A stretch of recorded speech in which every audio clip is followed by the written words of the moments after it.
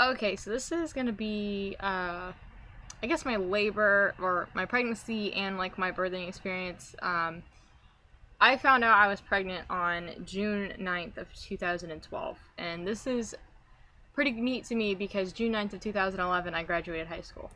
Um, yes, this was very, very planned. I wanted my son so bad. I wanted him to be a girl, um, but the pregnancy was planned and the whole 9 yards. The day I started having morning sickness is the day that I tested and found out that I was pregnant. And I was sick to my stomach.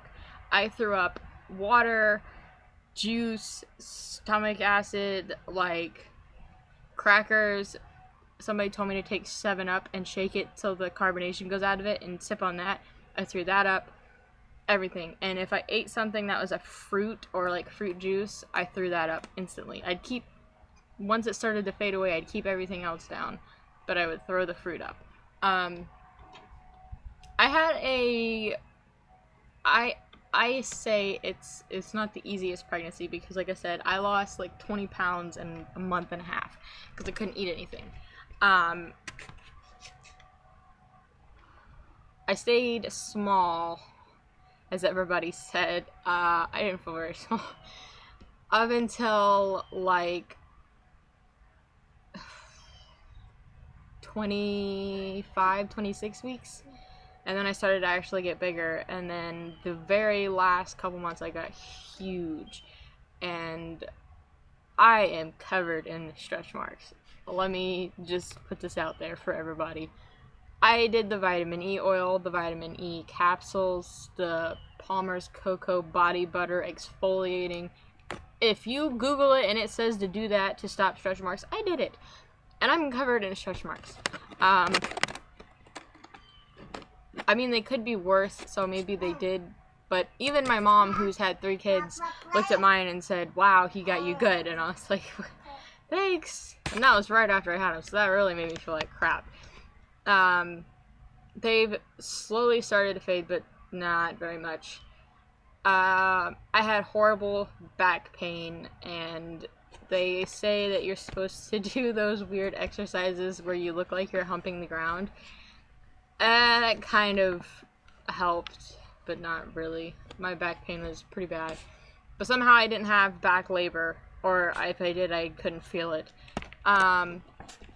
Towards the end of my pregnancy, one thing I'll tell you is I felt when he dropped. I know a lot of moms are like, "Oh, did he drop?" And they're posting pictures, and everyone's like, "Yeah, it looks like they did." No, I thought I was going into labor. It hurt so bad. I had nothing but pressure, and I was like almost in tears. It hurt that bad. And then I woke up the next day, fine, not in labor, and he had dropped. You could see he had dropped because my son sat up so high in my stomach. And because of that, I couldn't eat a lot because it would make my back hurt. So my stomach actually shrunk a lot. I could only eat like 3 bites, and then my stomach would be full because he sat so far up. And that was towards the end of my pregnancy, and I was pregnant for Thanksgiving and Christmas sucked because I couldn't eat anything.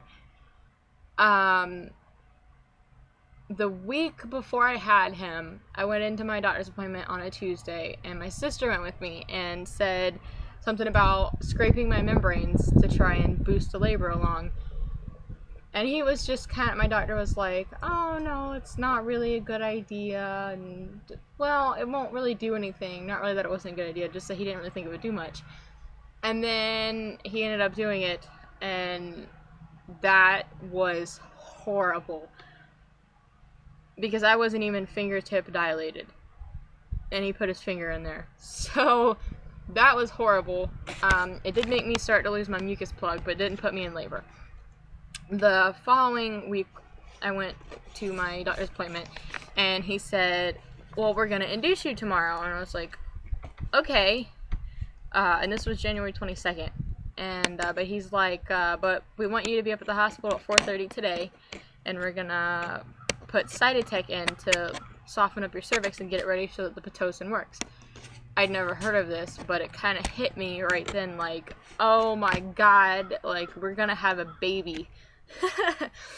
So we went back and we got the hospital bag and all the stuff together and his bag, and then we went, and the last thing that I ate was Moe's. That was my last pregnancy meal, because my doctor didn't want me to eat, like, you know, while I was at the hospital.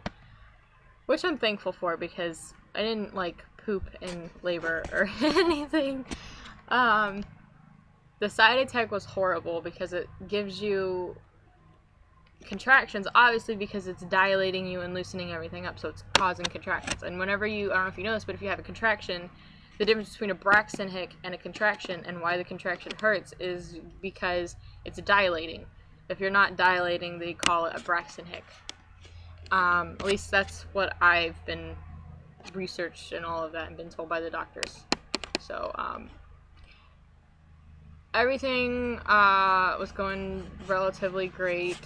They didn't give me all of the side effects because it was making his heart rate go up. Like, I think when we got there, his was in the 130s, and by the time they stopped, it was in the 170s or 60s. So they said that it was enough that they were going to go ahead and stop, and then they said that they were going to hope that the Pitocin worked. And my first thought was, I just went through all of this, and you're telling me that there's still a possibility that it won't work.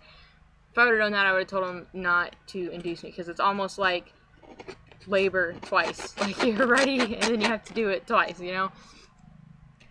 I didn't go to sleep that night until around 1 a.m. when they had finished with the Cytotec, and they gave me Ambien, and I asked them if it was going to make me drowsy in the morning, and they said, no, this is a lie. Don't take Ambien. Don't do it. Unless you're used to it or whatever. I don't ever take anything to sleep, so this Ambien knocked me out. And when they woke me up at 4 a.m., I thought that I was, like, in Korea, and the lady was trying to take out my liver, and I kept trying to escape out of the bathroom. I don't know where I was gonna go. But I was losing my mind. I was, like, hallucinating. I couldn't understand the lady. Like, she wasn't speaking English, which I guess she was, but it didn't sound like it to me. Like, I don't know.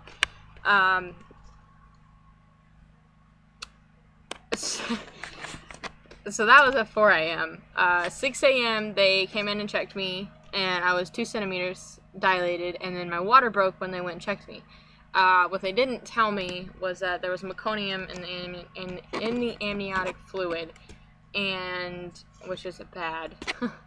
I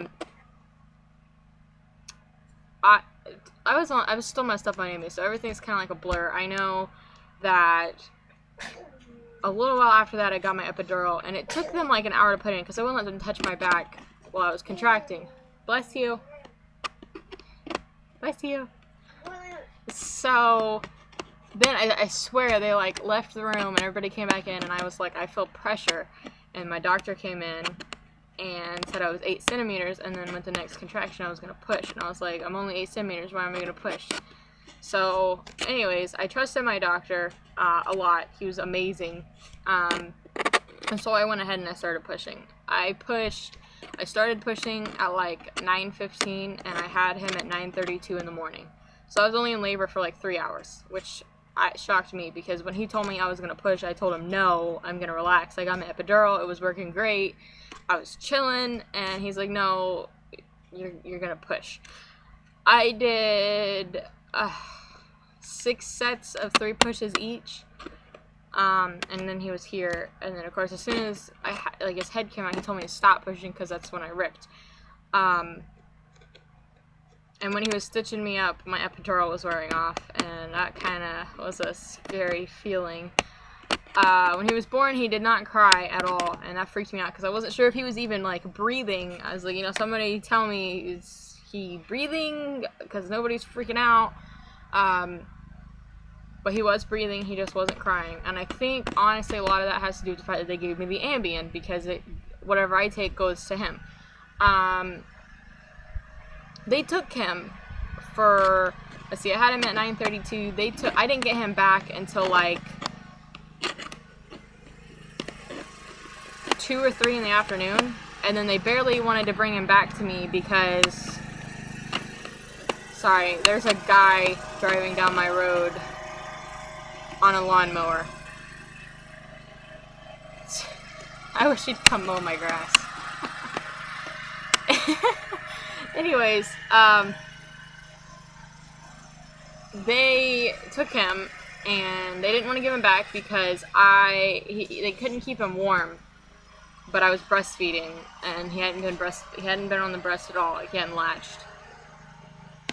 And then in the hospital, it was irritating because the lactation consultants like had him rip my nipple, and she told me it was supposed to hurt. Breastfeeding's not supposed to hurt. There is a difference in feeling uncomfortable and hurting, and that was hurting, and I told her like it was not right at all.